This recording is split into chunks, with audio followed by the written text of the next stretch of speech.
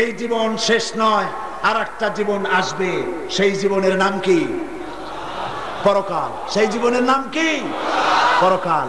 সেই পরকালে আমাদের উঠতে হবে নাকি হবে না? ডিসি সাহেব, এসপি সাহেব, মন্ত্রী সাহেব, প্রেসিডেন্ট সাহেব, যে সাহেব হন, আল্লাহর কাছে জবাবদিহি করতে হবে, হবে না?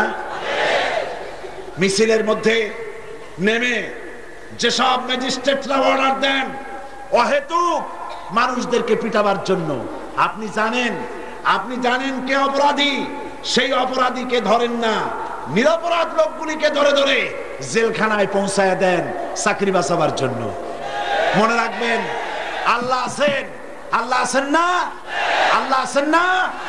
তুমি সরকারের হুকুম মেনে সরকারি দলের লোক ছেড়ে দিয়া নিরপরাধ লোক ধরে জেলে নিয়ে পিটাও, মনে রাখবা আল্লাহ তোমাকে তোমার চাকরি খুয়াইয়া তোমার ছেলে মেয়েকে খয়রাতি ভিক্ষুক বানায় দেবে। নিরপরাধ লোকের গায়ে হাত দিও না। সুতরাং আমি প্রশাসনকে বলি, ডিসি, এসপি, বিবেকের বিরুদ্ধে যদি কাজ করতে হয় এই চাকরি করবেন না।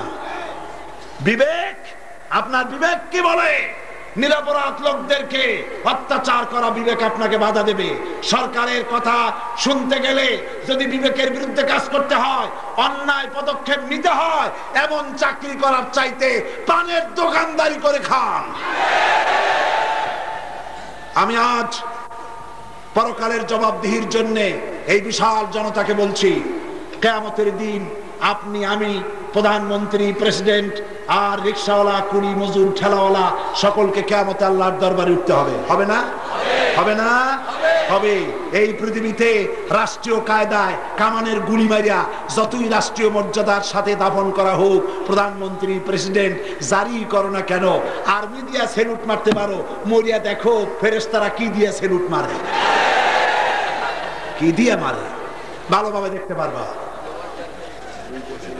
কিয়ামতের ময়দানে রাসূলুল্লাহ বলেছেন, রাষ্ট্র ক্ষমতায় গিয়ে বাড়ি না থাকলে বাড়ি নাও, রাষ্ট্রীয় পয়সা দিয়ে বাড়ি নাও যদি তোমার বাড়ি না থাকে, ছেলেমেয়ের খরচা না থাকলে লেখাপড়ার খরচা রাষ্ট্রের থেকে নিয়ে নাও, চিকিৎসার পয়সা না থাকলে রাষ্ট্র থেকে নিয়ে নাও। রাসূলুল্লাহ বলেছেন, তোমার প্রয়োজনের অতিরিক্ত রাষ্ট্রীয় কোষাগার থেকে যদি পয়সা ব্যবহার করো, দুনিয়ার যত বড় রাষ্ট্রপ্রধান আর প্রধানমন্ত্রী হও, কিয়ামতের দিন আল্লাহর দরবারে চোরের কাতারে দাঁড়াতে হবে। সেই পরকালকে ভয় করুন। কোন জায়গায় ভয় করবে? আল ইয়াউমা লা ইয়ানফাউ মালু ওয়ালা বানুন, কিয়ামতের দিন ধন, সন্তান, সন্ততি কোনো কাজে লাগবে না। লা তাজিরু ওয়াজিরাতুন বিজরা উখরা, কিয়ামতের দিন কারো বোঝা কেউ বহন করবে না। ওয়ালাউ কানা যা কুরবা, যদি আপনার রক্ত সম্পর্কে আত্মীয় হয়, আপনার যাররা পরিমাণ গুনাহের বোঝা বহন করতে কেউ এগিয়ে। ওই কিয়ামতের ময়দানে মা তার ছেলেকে পরিচয় দিবে না, স্বামী তার স্ত্রীকে পরিচয় দিবে না, সন্তান তার পিতামাতাকে পরিচয় দিবে না। ওই কঠিন হাসরের ময়দানের চিন্তা করে কাজ করবেন, জবাবদিহি করতে হবে আল্লাহর দরবারে। আল্লাহ পাক সেদিন আমলনামা ছেড়ে দিবেন, আমলনামাগুলি উড়ে উড়ে বেঈমানের পিছন থেকে বাম হাতে আর ইমানদারের সামনে থেকে ডান হাতে আমলনামা আসবে।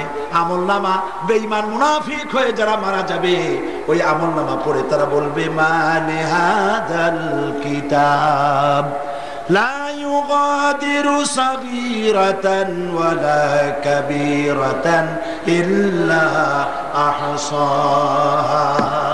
কি আশ্চর্য কিতাব! একটা ছোট্ট পাপও বাদ পড়ে নাই, একটা বড় পাপও বাদ পড়ে নাই। সর্বনাশ!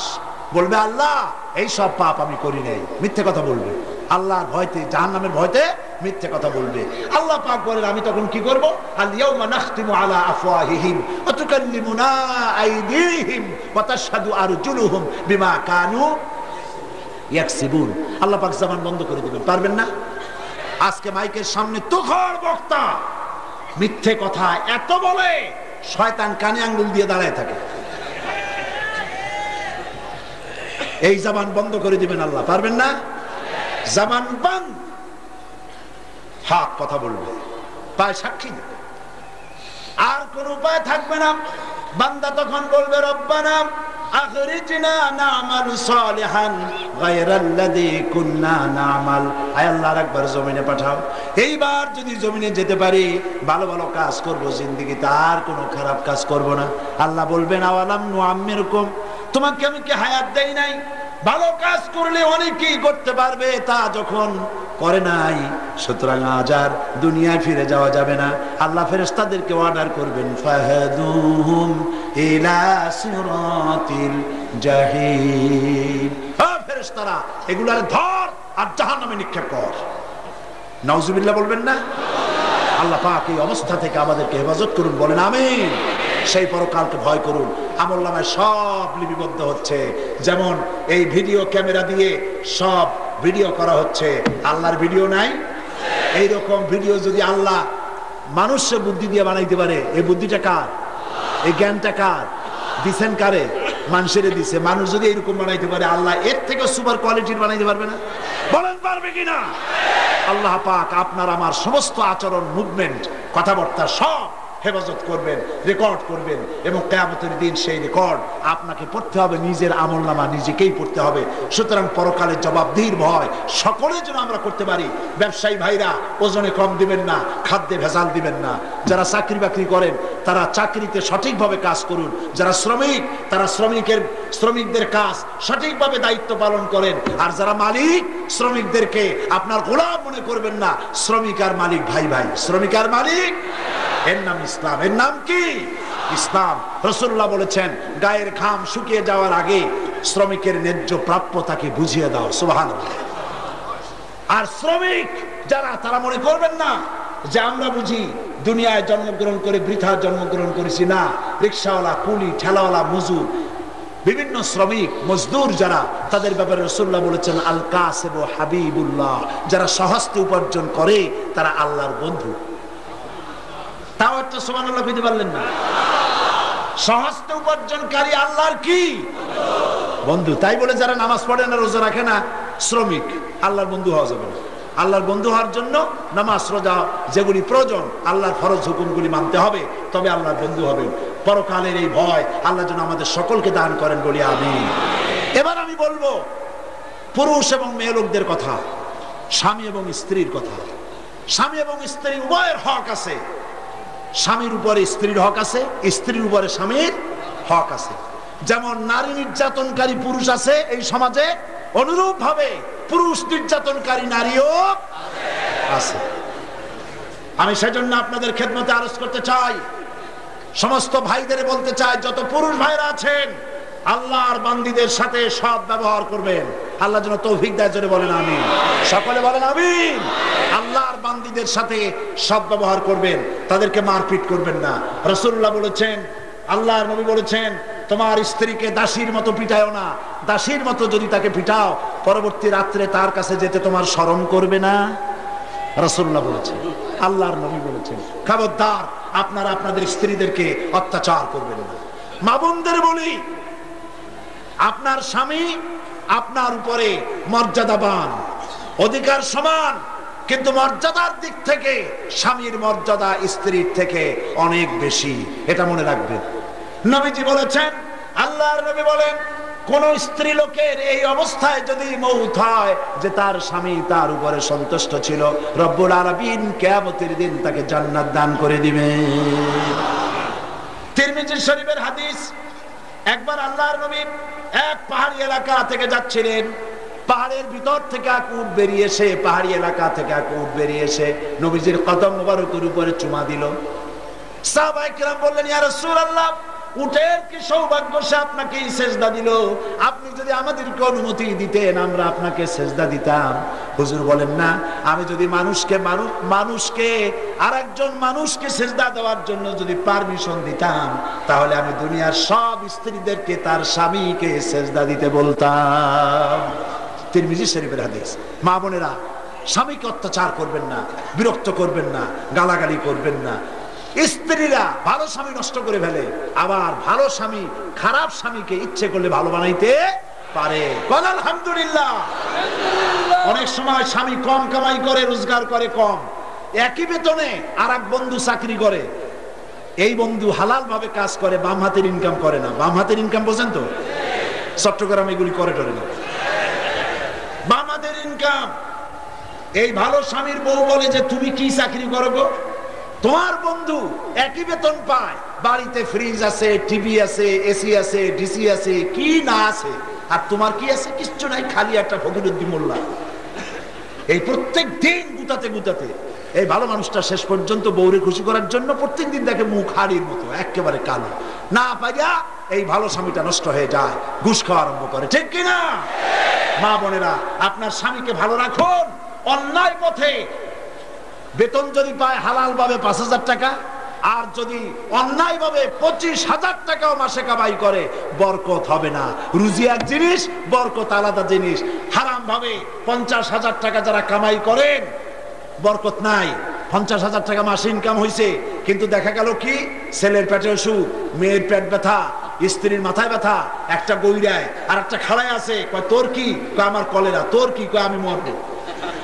ডাক্তারে পয়সা দেয়, তারপরে ওসারে পয়সা দেয়, হুজুরে পয়সা দেয়, মামলায় পয়সা দেয়, ছেলেগুলি সব মস্তান গুন্ডা হাবিজাবি হয়ে গেছে। শেষ পর্যন্ত 50,000 কামাই করছে, দেখে যে 50,000 খরচ হইয়া আরো 30,000 বাকি হয়ে গেছে, লোন হয়ে গেছে। বরকত আছে?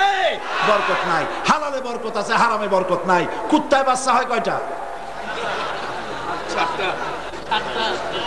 আর অন্য জায়গার কথা না বলেন, সিডামের কথাই বলেন। চট্টগ্রামে কুত্তায় বাচ্চা হয় কয়টা? ওই সব জায়গায় একই অবস্থা।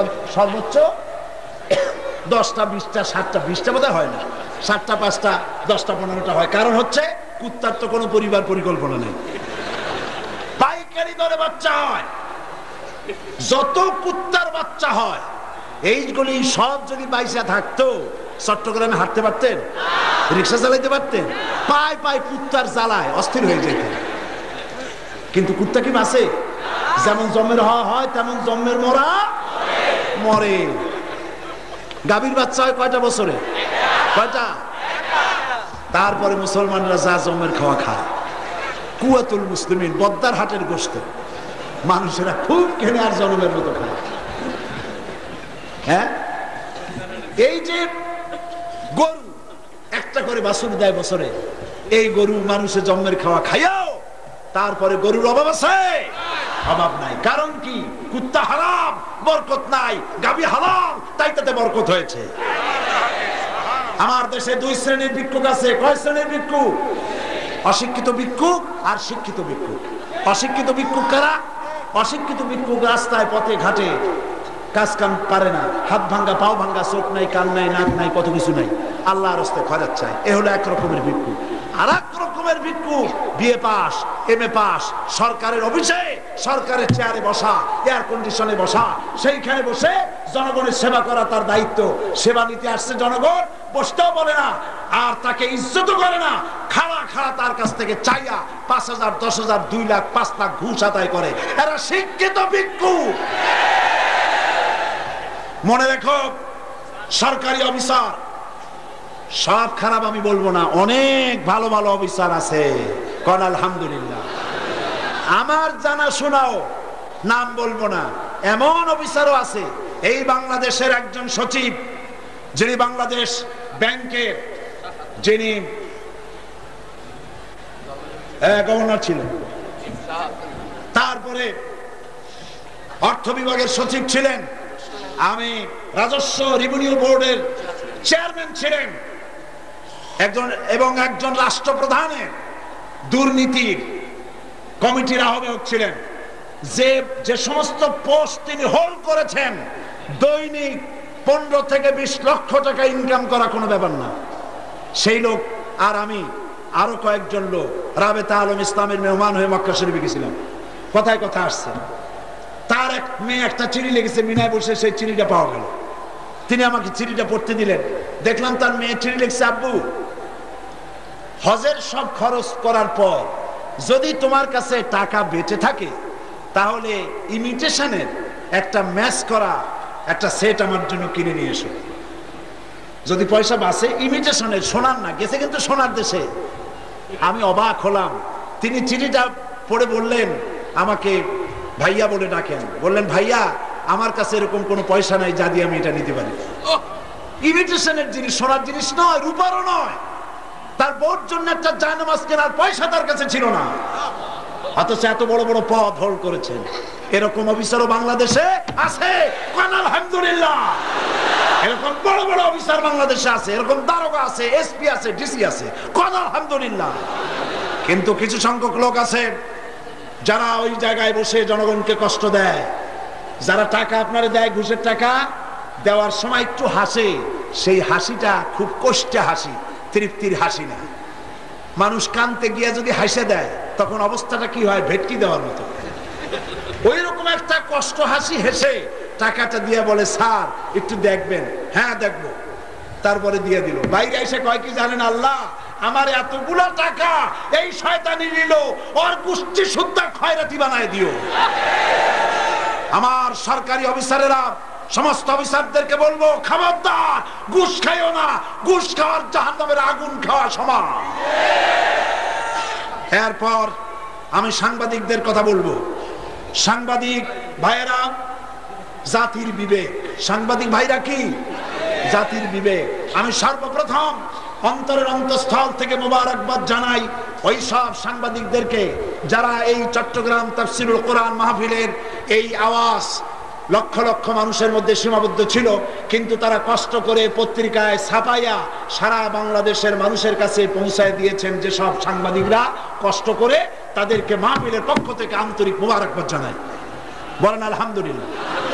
কিন্তু এক শ্রেণীর সাংবাদিক আছে যারা তথ্য সন্ত্রাস করছে, মিথ্যে খবর ইসলামের বিরুদ্ধে ছাপায়। কাগজগুলি তৈরি হয়েছে ইসলামের বিরোধিতা করার জন্য। যেমন দৈনিক জঘন্য কণ্ঠ ভারতের টাকা দিয়ে তৈরি হয়েছে।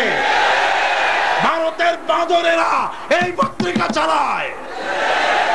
এই ধরনের আজকের কাগজ, ভোরের কাগজ, ভারত টাকা দিয়ে এই পত্রিকাগুলি চালাইয়া বাংলাদেশের ইসলামকে ধ্বংস করার পায়তারা করছে।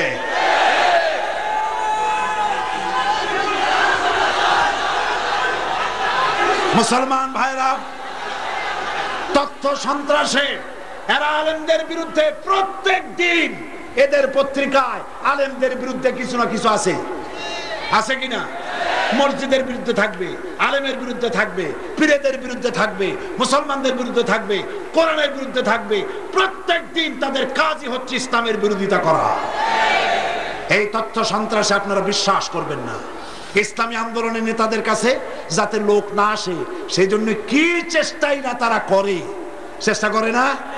লন্ডনে আমি কি বক্তৃতা করেছি, সেই বক্তৃতা মিথ্যে করে পত্রিকায় ছেপে একটা রাজনৈতিক ষড়যন্ত্রের শিকারে আমাকে পরিণত তারা করেছিল। চেষ্টা করেছিল যাতে করে আমার মাহফিলে ঘৃণা করে লোক না আসে। আজকে সেই সব সাংবাদিকরা যদি এখানে আসতেন তাহলে কি হইতো? আল্লাহ তাদের জন্য আমি হেদায়েতের দোয়া করি। আল্লাহ তাদের হেদায়েত নসিব করুন। জনগণকে কোরআনের মাহফিল থেকে বিচ্ছিন্ন করতে পারবে না, বরং তোমরাই জনগণ থেকে বিচ্ছিন্ন হয়ে যাবে। আমি সব সাংবাদিক এবং পত্রিকার মালিকদের বলি, এইখান থেকে বড় বড় পত্রিকা বাইর হয় না, আমি নাম নেব না, এত বড় মাহফিল জীবনে চোখে দেখেছো তোমরা? এখানে 5 জন 10 জন লোক আসে নাচতে, পত্রিকার প্রথম পৃষ্ঠায় জায়গা হয়ে যায়। পত্রিকা বাইর করছো, মুসলমান নাম দাও, কোরআনের মাহফিল ছাপাইতে পারো না, জাহান্নামে ঠিকানা হবে ইনশাআল্লাহ।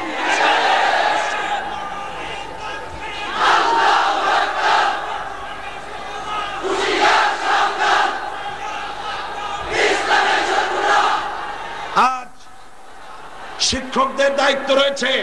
শিক্ষক বৃন্দ তাদের ছাত্রদেরকে আল্লাহর দ্বীনের উপরে তৈরি করবেন। ওলামা হাজারাত হক কথা বলার সাহস রাখবেন। সমস্ত আলেম ওলামা এক হয়ে যান। চাকরি আপনারে বাঁচাবে না, ইমামতি আপনাকে বাঁচাবে না, আপনাকে বাঁচাবে রিজিকের মালিককে। রিজিকের মালিককে হক কথা বলতে শিখুন। আওলাদ রাসূল আজকে যে বক্তৃতা করেছেন, আমার কলিজা ঠান্ডা হয়ে গিয়েছে। এর নাম আওলাদ রাসূল, এর নাম আওলাদ রাসূল। চাকরির পরোয়া করে না, চাকরি তার জুতার ধুলার সমান।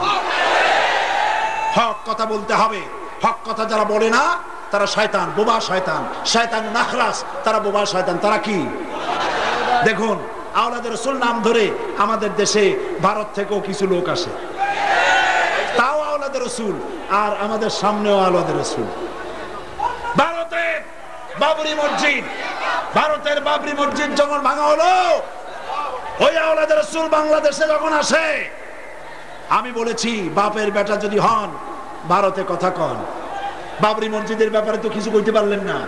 ৬,০০০ মানুষ আসামে জবাই করা হয়েছে, কথা বলতে পারেন নাই। আসামে লোক মারা হচ্ছে, কথা বলতে পারেন না। কেন বলতে পারেন না? এই ভারতের পার্লামেন্টের জিন্দেগিতে আর পা দেব না, এই কথা বলতে সাহস করেন না কেন? বরং বাপের বেটা যদি কেউ থাকে, ভারতের দিল্লির জুমা মসজিদ, শাহী মসজিদের ইমাম বুখারী, কলজা থেকে দোয়া আসে। কোরআন শরীফ ব্যান করার জন্য কলকাতা হাইকোর্টে যখন রায় হবে, কলকাতা হাইকোর্টে মনে আছে না, এই বাংলাদেশে ওর প্রতিবাদ করতে গিয়ে চাঁপাইনবাবগঞ্জে বাংলাদেশ ইসলামী ছাত্র শিবিরের ৮ জন লোক গুলির মুখে শাহাদাত বরণ করেছিল।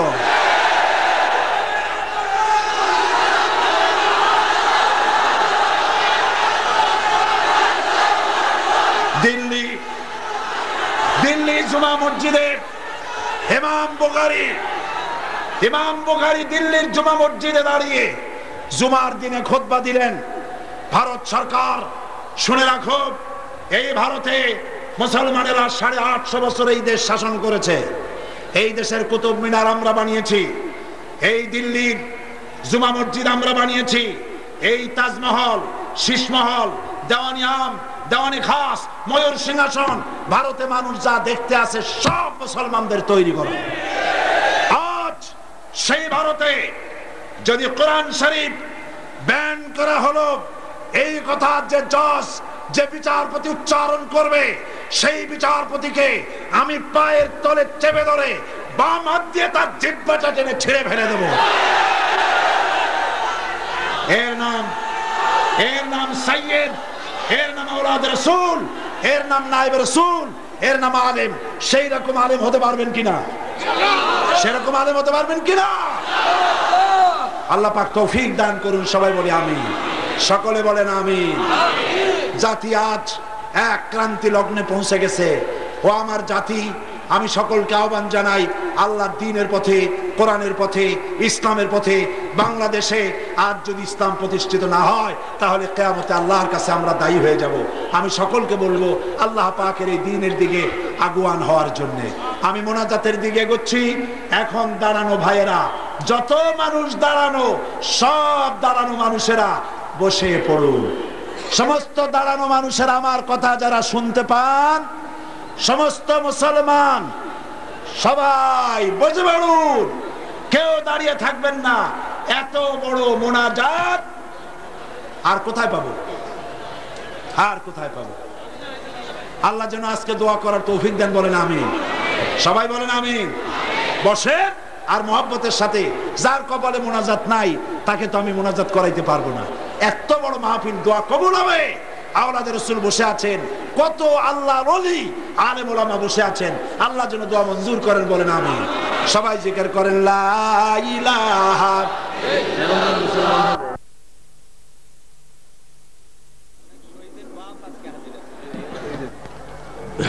আলহামদুলিল্লাহ, আমরা কিছুক্ষণের মধ্যেই, রাত খুব বেশি হয়নি, কিছুক্ষণের মধ্যেই আমরা মোনাজাতের দিকে এগোচ্ছি।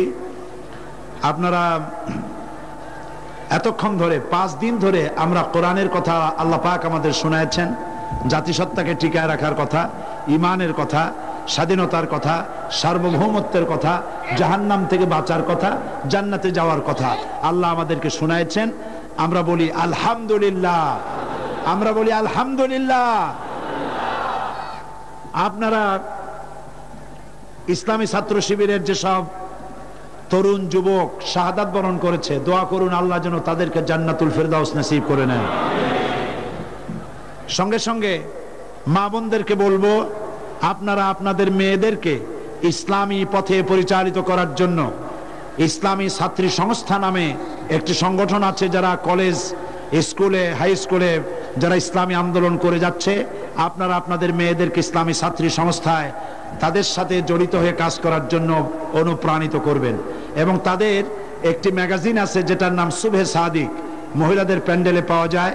আপনারা মহিলারা সেগুলি খরিদ করে তার থেকে ইসলামী জীবন বিধান সম্পর্কে জানতে পারবেন। আর এই মাহফিলে গতকাল আমি বলেছি, এখানে যে বই মেলা বসেছে, ইসলামী বই মেলা, বাংলাদেশে এত বড় বই মেলা, ইসলামের বই মেলা কোথাও হয় না। জোরে বলবেন না আলহামদুলিল্লাহ? আরো জোরে বলেন আলহামদুলিল্লাহ। যত লোক এসেছেন ধীরে সুস্থে যেমনে পারেন যাওয়ার সময় 2 টাকা 5 টাকার বই থেকে শুরু করে 200-500 টাকার বই হাতে করে কিনে নিয়ে যাবেন। আল্লাহ যেন তৌফিক দিয়ে দেন। কোরআনের মাহফিল হলো, আর কোরআনের মাস সামনে। কোরআন নাজিলের মাস কোনটা বলেন? কোরআন নাজিলের মাস কোনটা? তা আমরা নিয়ত করতে পারি না যে আল্লাহ, কোরআন তো অনেকেই বোঝেন না, কোরআন বোঝেন না সেই সব লোকেরা বেশি না? কোরআন বোঝার জন্য আমরা কি এই শপথ নিতে পারি যে আল্লাহ, এই রমজান মোবারক থেকেই শুরু করব 30 পারা কোরআন শরীফ বুঝতে যতদিন লাগে তুমি আমাদেরকে তৌফিক দান করো। জোরে কোন আমিন। এজন্য উপমহাদেশের শ্রেষ্ঠ তাফসীর তাফহিমুল কোরআন এখানে পাওয়া যাচ্ছে, আর ফি জিলালিল কোরআনও পাওয়া যাচ্ছে। তারা অত্যন্ত কম পয়সায় হাদিয়া নিয়ে আপনাদেরকে ফি জিলালিল কোরআন এবং তাফহিমুল কোরআন আপনাদেরকে দিবে, আপনারা নেবেন।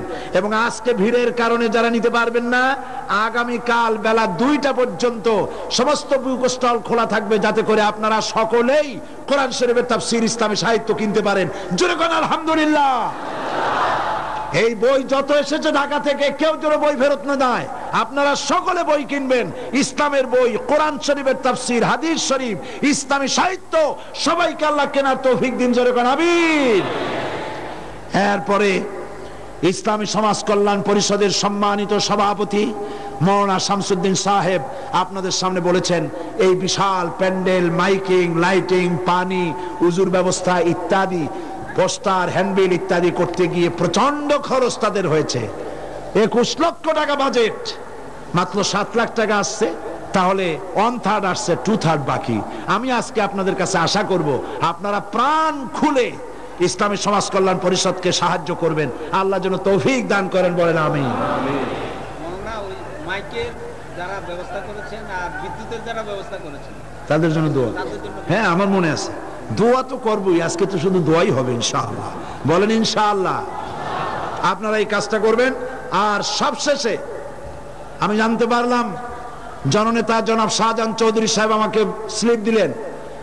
মাদ্রাসা বন্ধের যে কথা আমি আপনাদের শুনেছি, আমি তো চট্টগ্রামের তথ্য জানি না, উনি আমাকে তথ্য দিলেন সাতকানিয়া মাদ্রাসা, সাতকানিয়ায় মাদ্রাসা বন্ধ করা হয়েছে 12টি, বাঁশখালীতে 15টি, মোট 27টি মাদ্রাসা বন্ধ হয়ে আছে। আমি বীর চট্টলার এই প্যারেড ময়দান তাফসীরুল কোরআন মাহফিলের বিশাল জনসমুদ্রের মধ্য থেকে চট্টগ্রামের সম্মানিত জেলা প্রশাসকের কাছে দাবি জানাবো, একজন এই দেশের নাগরিক হিসেবে, একজন জনপ্রতিনিধি হিসেবে, জাতীয় সংসদের একজন সদস্য হিসেবে আমি ডিসি সাহেবের কাছে আবেদন করছি, নিবেদনের ভাষায় কথা বলছি, আগামী 30 তারিখের ভেতরে আপনি সাতকানিয়া মাদ্রাসা 12টি মাদ্রাসা, বাঁশখালীর 15টি মাদ্রাসা আপনি ছেড়ে দিবেন। এই মাদ্রাসাগুলি যে মঞ্জুরি বন্ধ করা হয়েছে তা আপনি ছেড়ে দেবেন। যদি ছাড়ার ব্যবস্থা 30 তারিখের মধ্যে না করা হয়, তাহলে কঠিন কর্মসূচির জন্য চট্টগ্রামবাসীকে প্রস্তুত থাকতে হবে।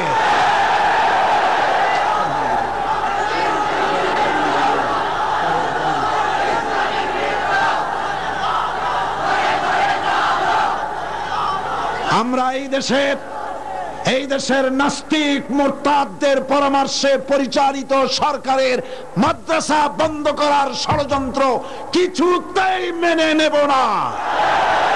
সরকার যদি সাহায্য বন্ধ করে, সরকারের বাপের টাকা নয়, এ টাকা বাংলার 12 কোটি মানুষের রক্তার্জিত পয়সা। মাদ্রাসা বন্ধ করলে সরকারকে অচল করে দেওয়া হবে।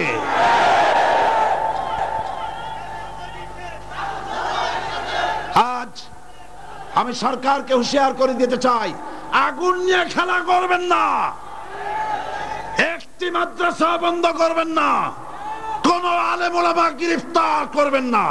আল্লাহর গজব নাজিল হবে। এখন ওই 5 জন আর মহিলা প্যান্ডেলে রয়েছে 9 জন, এদের ইসলাম কবুল করানো হচ্ছে। তোমরা দাঁড়াও, কাছে এসো, কাছে কাছে হাত দাও, হাত দাও, হাত দাও।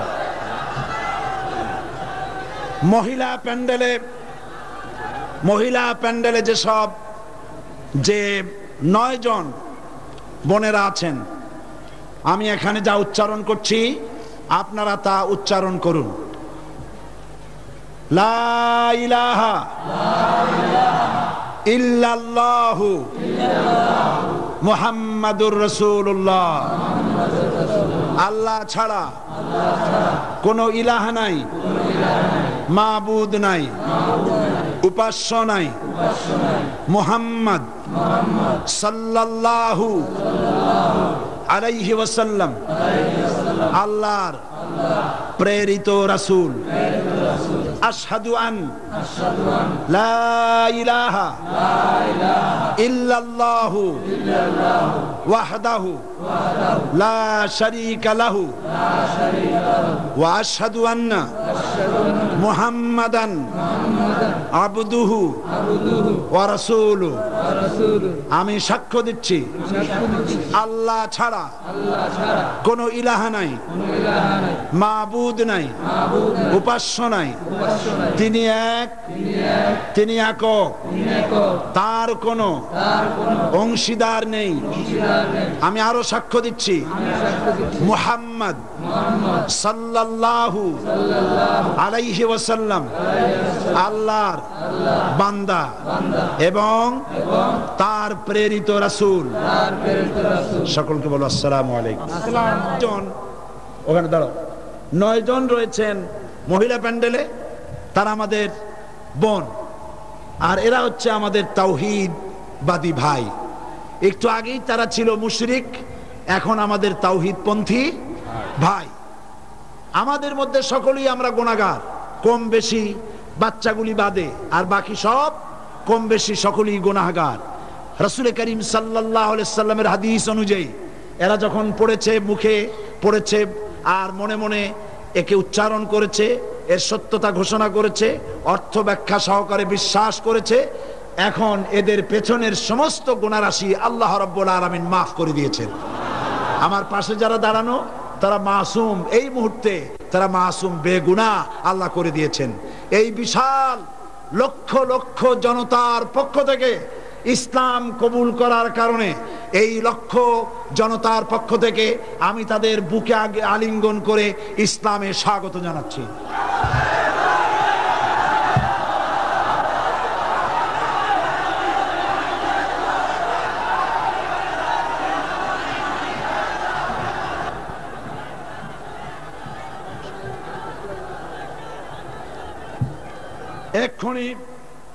এক্ষুনি আমরা মোনাজাত করব। মোনাজাতের পরে আজান হবে, আজানের পরে বা জামাত এশার নামাজ হবে। যে নামাজের জন্য আপনারা ওয়াদা করেছেন, বলুন এত বড় বিশাল জামাত জীবনে আরেকবার পাবো, নিশ্চয়তা আছে?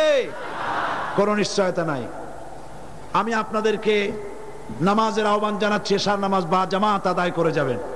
আর সব শেষে সেই বইটির কথা আবার বলবো। আজকে এই 5 দিন ধরে যে আলোচনা করেছি তার মূল বিষয় ছিল ইসলাম আর রাজনীতি কোনো আলাদা বিষয় নয়। ইসলামে রাজনীতি আছে, অর্থনীতি আছে, সমাজনীতি আছে, পররাষ্ট্রনীতি আছে, স্বরাষ্ট্রনীতি আছে, যুদ্ধনীতি আছে, চুক্তিনীতি আছে, বন্দিনীতি আছে, আর নারীকে ইসলাম কি অধিকার দেওয়া হয়েছে তাও আছে। এই সব কথাগুলি কোরআন শরীফ থেকে তুলে নিয়ে ইসলামের রাজনৈতিক বিধান এই বইটিতে আমি লিখে দিয়েছি। ইসলামের রাজনৈতিক বিধান যারা সেবেছে 70 টাকা দাম রেখেছে, তারা তাফসীরুল কোরআন মাহফিল উপলক্ষে মাত্র 50 টাকায় তারা ছেড়ে দিয়েছে। প্রত্যেকটি মুসলমান চেষ্টা করবেন বইটি সংগ্রহ করার জন্য। ইসলামের রাজনৈতিক বিধান কোরআন শরীফ দিয়ে, হাদিস শরীফ দিয়ে বইটা ভরা। আল্লাহ পাক নেওয়ার তৌফিক দান করুন, বলি আমিন। সকলে এখন মোনাজাতের জন্য আল্লাহ রাব্বুল আলামিনের কাছে বিনীতভাবে আমরা বসি আর মাত্র কয়েক সেকেন্ডের জন্য একটু আল্লাহকে ডাকি। সকলে পড়েন সুবহানাল্লাহ, আলহামদুলিল্লাহ, লা ইলাহা ইল্লাল্লাহ, সুবহানাল্লাহ, আলহামদুলিল্লাহ, লা ইলাহা ইল্লাল্লাহ, লা ইলাহা ইল্লাল্লাহু মুহাম্মাদুর রাসূলুল্লাহ, আশহাদু আল্লা ইলাহা ইল্লাল্লাহু ওয়াহদাহু লা শারীকা লাহু ওয়া আশহাদু আন্না মুহাম্মাদান আবদুহু ওয়া রাসূলুহু। আল্লাহুম্মা আমিন।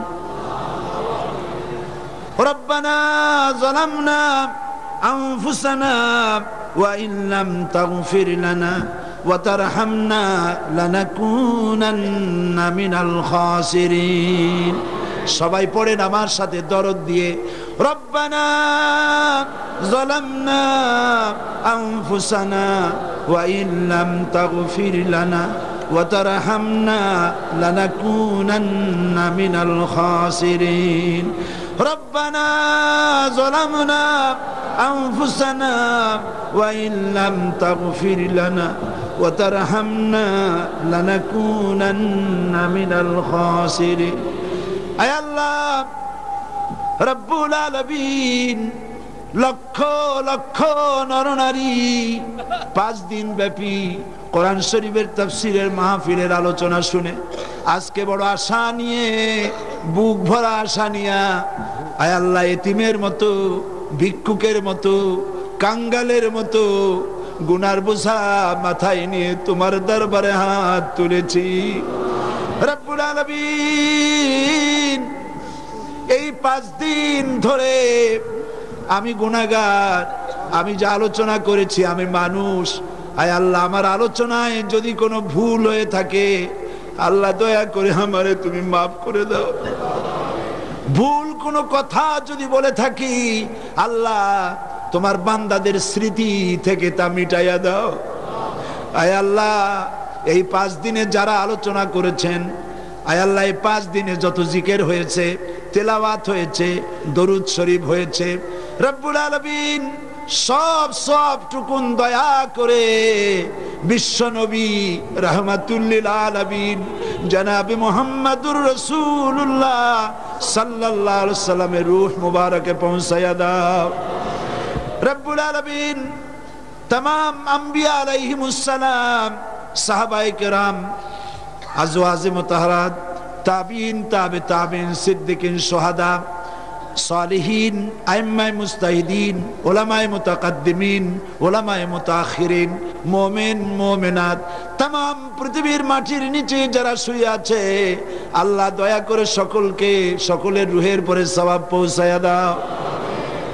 রব্বুল আলামিন, এই লক্ষ লক্ষ জনতা আমরা যারা হাত তুলেছি, এর মধ্য থেকে আমাদের আব্বাজান, আমাদের মা যাদের দুনিয়া থেকে বিদায় হয়ে গেছে,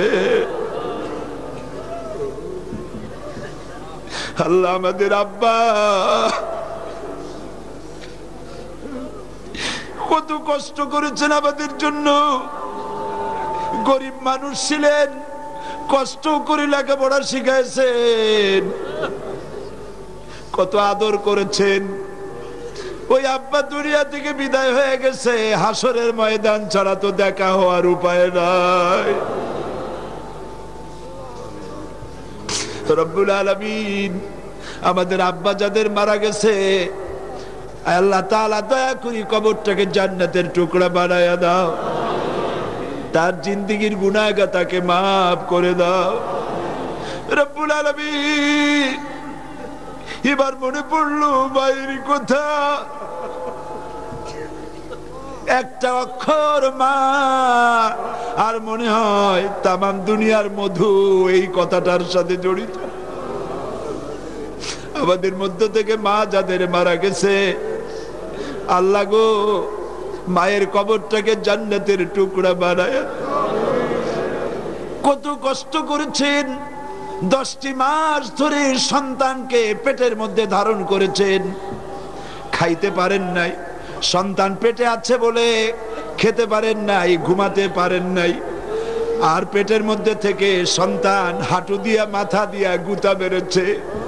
প্রচন্ড শীতের রাতে মা ঘুমাইতে পারে নাই। এত কষ্টের পর ডেলিভারির কষ্ট সহ্য করেছেন, তারপরে আবার 2.5 বছর মায়ের বুকের দুধ চুষে চুষে খেয়ে বিরক্ত করেছে। পেশাব পায়খানা করে মার কাপড় চোপড় নষ্ট করেছি, মা কোনদিন রাগ করে ফেলে দেয় নাই। আয় আল্লাহ, ওই মা যার দুনিয়া থেকে বিদায় হয়ে গেছে, কবরটাকে জান্নাতের টুকরা বানাইয়া দাও রব্বুল আলামিন। আয় আল্লাহ তাআলা, আমাদের মা বাপ যাদের মারা গেছে তাদের উপর তোমার রহমত নাজিল করে দাও। রব্বিরহামহুমা কামা রব্বায়ানি সগীরা। সবাই মহব্বতের সাথে পড়েন, রব্বিরহামহুমা কামা রব্বায়ানি সগীরা। আয় আল্লাহ তাআলা, আমাদের দাদা দাদি নানা নানি আত্মীয় স্বজন পাড়া প্রতিবেশী যারা মারা গেছে প্রত্যেকের রুহের পরে সওয়াব পৌঁছায় দাও রব্বুল আলামিন। আরশে আজিম থেকে চট্টগ্রামের প্যারেড ময়দানের দিকে তাকাইয়া দেখো,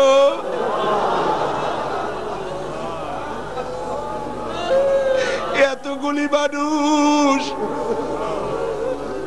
দুনিয়ায় কোন মন্ত্রীর কাছে হাত উঁচা করি নাই, কোন রাজা বাদশার কাছে হাত তুলি নাই, বিশাল আকাশের মালিকের কাছে হাত তুলেছি বাবু। আল্লাহ, এই লোকগুলাকে যদি আজকে রাতে এই মোনাজাতের মধ্যে তুমি যদি মাফ করে দাও, আকাশে জমিনে এমন কেউ নাই যার কাছে তোমার কৈফিয়ত দেওয়া লাগে। আল্লাহ, তুমি দয়া করে আমাদের মাফ করে দাও। অনেক গুনাহ করেছি, যৌবন কাল থেকে শুরু করে পর্যন্ত জীবনের পিছনের দিকে যদি তাকাই, গুনাহ ছাড়া কিছু দেখতে পাই না বাবু।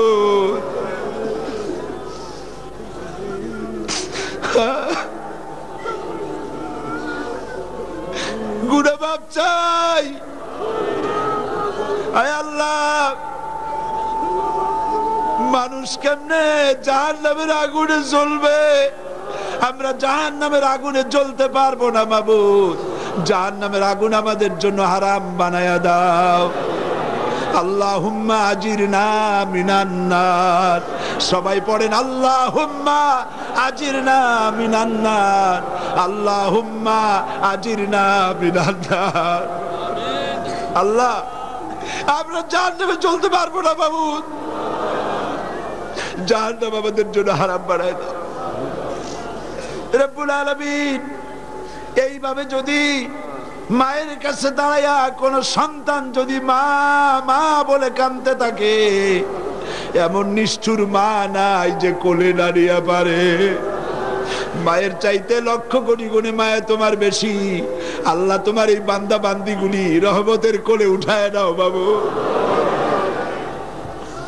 ইয়া আল্লাহ রব্বুল আলামিন, আজকে চেচনিয়ায় মুসলমানদের দেখার কেউ নাই, পেট্রোল দিয়ে মুসলমানদের পোড়ানো হইতেছে। কাশ্মীরে মুসলমান মহিলাদেরকে ধর্ষণ করা হতেছে। আয় আল্লাহ, সারা পৃথিবীতে মুসলমানরা নির্যাতিত। আল্লাহ, আমরা বুঝতে পারছি তুমি আমাদের উপরে রাগ করেছো বাবু, তুমি আমাদের উপরে রাগ করেছো বাবু। আল্লাহ, মুসলমানদের গুনার দিকে নজর করো না, তাহলে তোমার রাগ আরো বেড়ে যাবে বাবু। আল্লাহ, আমরা যত খারাপ হই, আমরা যত মন্দ হই, আমাদের একটা ভালো পরিচয় আছে। আমাদের সেই ভালো পরিচয়, আমরা তোমার হাবিবের উম্মত। এই সদকায় আমাদের মাফ করে দাও। বাইরা কান্দেন, শেষ নেয়ার দশা বাংলাদেশে হইতে পারে, কাশ্মীরের দশে বাংলাদেশে হতে পারে, কাদের?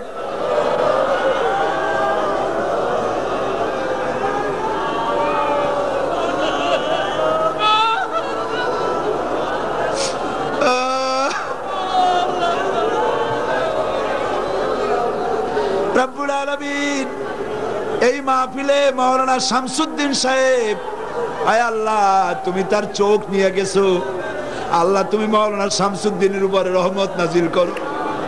এমন ছেলে যে মা বাপ, যে মায়ের পেটে এসেছে, সেই মা সেই বাবা আল্লাহ জান্নাতে জায়গা করে দিও বাবু। আয় আল্লাহ চোখ নাই এই অবস্থায় যে কাজ তাকে দিয়ে তুমি নাও, 100 মানুষও এই কাজ করতে পারে না যা তুমি তাকে দিয়ে নিতেছো। আল্লাহ তুমি তারে সুস্থ রাখো, আয়াত দারাজ করো আল্লাহ, তার উপরে তুমি রহমত নাজিল করো বাবু। আল্লাহ এই মাহফিলে তোমার হাজার হাজার বান্দিরা আসছে বাবু, হযরত আয়েশা, হযরতে খাদিজা, হযরত ফাতেমার উত্তরসূরি মা বোনেরা এসেছেন। আল্লাহ তোমার বান্দিদের দিকে তুমি তাকাও। আল্লাহ তোমার বান্দিরা বিয়ে হয়েছে, অনেকে 10 বছর 15 বছর বাচ্চা হয় না, একটা মা আওয়াজ শোনার জন্য সেই বাজি কি কান্দা কান্দে বাবু। আমরা তোমার কাছে বিনীতভাবে ফরিয়াদ করি বাবু, যত মেয়ে লোক এখানে আসছে বিয়ে হয়েছে বাচ্চা হয় না, আল্লাহ বাচ্চা দিয়ে দাও। তোমার তো রহমতের ভান্ডে অভাব নাই বাবু, বাচ্চা দিয়ে দাও আল্লাহ। ওই মাকে মা আওয়াজ শোনার তৌফিক দিয়ে দাও আল্লাহ। আল্লাহ মা বোনদের রোগ ব্যাধি আছে মাফ করে দাও, মা বোনদের রোগ ব্যাধি মাফ করে দাও, স্বামী স্ত্রীর মধ্যে ভালোবাসা পয়দা করে দাও। আল্লাহ আমাদের স্ত্রীদের জন্য দোয়া করি, আমাদের স্ত্রীদেরকে আল্লাহ তুমি হেদায়েত নসিব করে দাও, আমাদেরকে এক জান্নাতে থাকার তৌফিক দাও। আয় আল্লাহ তাআলা, আয় আল্লাহ তাআলা আমাদের সন্তানদেরকে হেদায়েত করে দাও বাবু। কিয়ামতে আমাদেরকে বেনামাজি সন্তানের বাপ বানায় উঠাইও না বাবু, বেনামাজি সন্তানের বাপ বানায় উঠাইও না বাবু। সন্তানগুলির মনের মধ্যে জাহান্নামের ভয় পয়দা করে দাও, তোমার ভয় পয়দা করে দাও। নামাজি বানাও, দিনদার বানাও, পরেজগার বানাও, আমাদের ভাই বোনদের হেদায়েত করো, নামাজি বানাও। আল্লাহ আল্লাহ ডাকেন আল্লাহ রে, আল্লাহ আল্লাহ আল্লাহ, ইয়া রহমান ইয়া রহিম ইয়া হাইয়ু ইয়া কাইয়ুম। কয়েক সেকেন্ড ছেড়ে দিলাম, কয়েক সেকেন্ড ছেড়ে দিলাম। আমি তো আপনাদের মনের অবস্থা জানি না, আপনাদের মনের অবস্থা আল্লাহ জানেন। মাথা নিচু করে চক্ষু বন্ধ করে কান্দেন, আল্লাহর কাছে কান্দেন।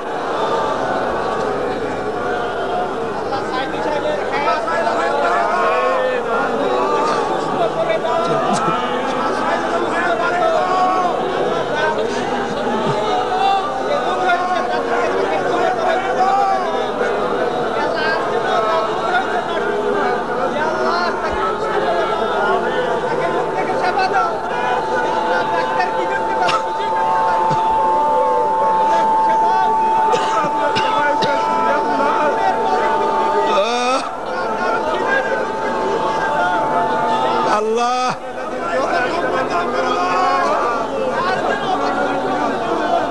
আল্লাহ আল্লাহ, কান্নার আওয়াজ তোমার আরশে আজিমে পৌঁছে যাচ্ছে। আল্লাহ আমাদের কান্নার আওয়াজ মদিনায় পৌঁছে দাও আল্লাহ। আল্লাহ মাওলানা শামসুল ইসলাম হাঁপানি রোগে ভুগছে, আল্লাহ তুমি তার রোগ ভালো করে দাও। আর একবার ছেলের মাসে মাসে রক্ত দেওয়া লাগে, আল্লাহ তারে ভালো করে দাও। আল্লাহ ইসলামী ছাত্র শিবিরের 119টা গোলাপ ফুল তুমি কেড়ে নিয়েছো বাবা। আল্লাহ এই শিবিরকে তোমার দরবারে কবুল করে নাও, ইসলামী ছাত্রী সংস্থা কবুল করে নাও রব্বুল আলামিন। বাংলাদেশের সেনাবাহিনী, বাংলাদেশের বিডিআর, বাংলাদেশের পুলিশ বাহিনী, এদের নামাজি বানাও, এদের দিনদার বানাও, এদের ইমানদার বানাও, এদেরকে দেশের মুজাহিদ বানায় দাও। এরা যেন কেউ ঘুষ খায় না। বাংলাদেশের প্রতি ইঞ্চি জমিন হেফাজতের তৌফিক দাও। বাংলাদেশের ডিসি, এসপি, প্রশাসনিক দায়িত্বশীলদের উপরে আল্লাহ তুমি রহমত নাজিল করো। আল্লাহ বাংলাদেশের যত সাংবাদিক আছে, পত্রিকার মালিক আছে, এর মধ্যে যারা মুসলমান, তাদের কলজায় জাহান্নামের ভয় দিয়ে দাও, তোমার ভয় দিয়ে দাও। তাদের কলমগুলি ইসলামের পক্ষে লেখার তৌফিক দাও। ইসলামের পক্ষের সাংবাদিকদের হায়াত দারাজ করে দাও। ইসলামের পক্ষের সাংবাদিকদেরকে হজ নসিব করে দাও। আয় আল্লাহ তাআলা, বিভিন্ন জায়গায় সন্ত্রাসীরা মানুষ মারতেছে। সাতকানিয়ায়, চট্টগ্রামে, ঢাকায় বিভিন্ন জায়গায় সন্ত্রাসীরা মানুষ মারতেছে। আল্লাহ তোমার আশ্রয় কামনা করতেছি, সন্ত্রাসীদের সন্ত্রাস থেকে দেশ থেকে হেফাজত করো। আয় আল্লাহ তাআলা, তুমি দয়া করে এই মাহফিলে দোয়া কবুল হবে বিশ্বাস করে। হাজার হাজার মানুষ দোয়া চেয়ে চিঠি লিখেছে। কে কি বিষয় দিয়ে দোয়া চেয়েছে তুমি জানো। আল্লাহ তুমি কাউকে মাহরুম করে দিও না মাবুদ, সকলের দোয়া কবুল করো। আল্লাহ এই বিদ্যুৎ বিভাগ, মাইক বিভাগ যারা কাজ করলো, মাঠ যারা দিল, তাদের উপরে তোমার রহমত নাজিল করে দিও।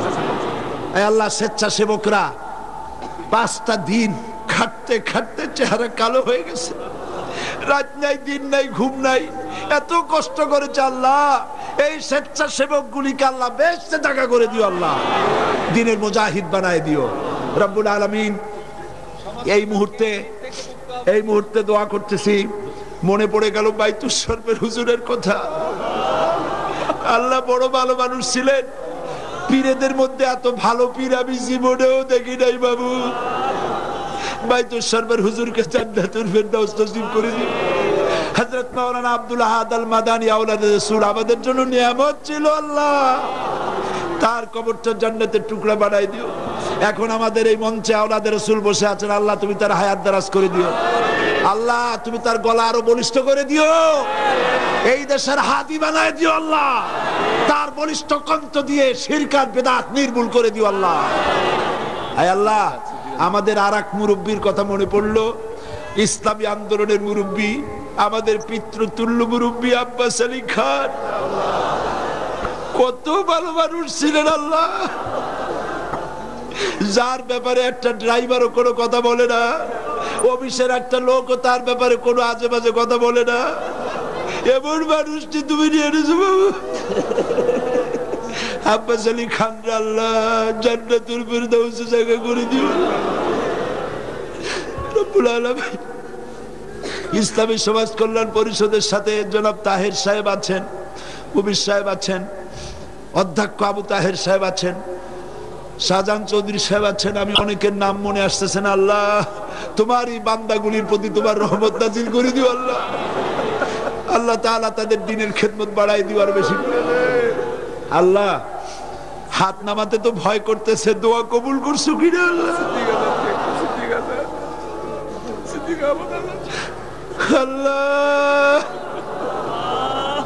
এই বিশ্বাসটা করি, তুমি বলেছো দুনিয়া আস্তাজিব লাকুম, আমারে ডাকো আমি ডাকে সাড়া দেব। আমরা ডাকলাম, এবার দায়িত্ব তোমার, তুমি দয়া করে আমাদের দোয়া কবুল করো। আল্লাহ আল্লাহ সিদ্দিক আহমদ আজাদ সাহেবকে জান্নাতুল ফেরদাউস নসিব করো। আল্লাহ গারাঙ্গিয়া হুজুরের রুহের পরে সওয়াব পৌঁছায় দাও। আল্লাহ বাংলাদেশের আলেম ওলামা পীর বুজুর্গদের এক বানায় দাও। নুরুল হক আরমান সাহেবের প্রতি রহম করো। আল্লাহ আল্লাহ এইখানে বহুত বই নিয়ে আসছে, বুকস্টলে যারা কষ্ট করে বই নিয়ে আসছে, আল্লাহ বই বিক্রি করে ইসলামের প্রচার করছে, তাদের উপরে রহমত করো। আল্লাহ আমি আমি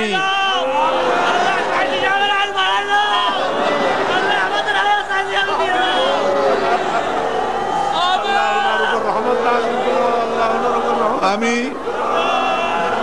আমি আপনাদের কাছে দোয়া চাই। আমি এখন হার্টের পেশেন্ট হয়েছি, 21 বছর ডায়াবেটিসে ভুগছি। আমি আপনাদের কাছে দোয়া চাই। জীবনে তো কিছু কামাই করতে পারি নাই, কিছুই করতে পারলাম না। আমার রবের কাছে যখন হাজির হব আমার ভয় করছে, কি নিয়ে যাবো বাবুদের কাছে। এই বিশাল জনতার কাছে দাবি জানাই, যখন আপনাদের কানে খবর আসবে সাইদি নাই, আপনারা আবার গুনাহ মাফের জন্য আল্লাহকে বলবেন।